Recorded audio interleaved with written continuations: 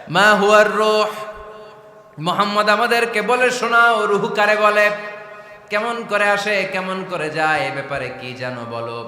2 number প্রশ্ন, মানহুম আসহাবুল কাহাফ, আসহাবে কাহাফ সম্পর্কে কি জানো। 3 নাম্বার প্রশ্ন, মান হুয়া যুলকারনাইন, যুলকারনাইন বাদশা সম্পর্কে কি জানো। আল্লাহর হাবিব সাল্লাল্লাহু আলাইহি ওয়াসাল্লাম বললেন গাদান উজিবুকুম, আগামীকাল বলে দেব। কি বললেন? সবাই বলেন উত্তরে কি বললেন? আগামীকাল বলে দেব। তো আগামীকাল সবাই এসে হাজির। বলো, 3টা প্রশ্ন রেখেছিলাম গতকাল, উত্তর বলো। আল্লাহর হাবিব সাল্লাল্লাহু আলাইহি ওয়াসাল্লাম বলতে পারলেন না, কারণ ওহী আসেনি। তিনি ছিলেন ওহী নির্ভর, dependent on wahi, dependent on revelation, guided by the ওয়াহি।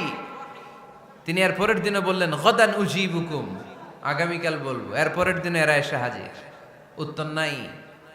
আল্লাহর হাবিব সাল্লাল্লাহু আলাইহি ওয়াসাল্লাম আবারও বললেন গাদান উজিবুকুম, আগামীকাল বলবো। এর পরের দিনে এরা এসে হাজির। এরকম 1 দিন 2 দিন 3 দিন নয়, টানা 15 দিন আল্লাহর হাবিব সাল্লাল্লাহু আলাইহি ওয়াসাল্লামের প্রশ্নগুলোর উত্তর করতে পারেন নাই।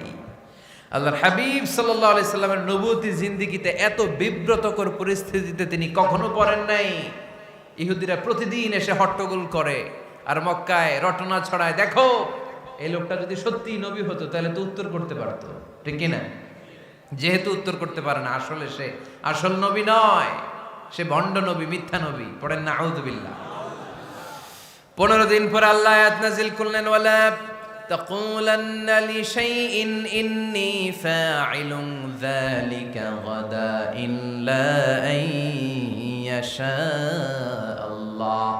ও নবী, ভবিষ্যতের ব্যাপারে সামনে থেকে যখন আপনি ওয়াদা দিবেন, ওয়াদা দেওয়ার সময় ইনশাআল্লাহ শব্দটা মিলিয়ে দিবেন।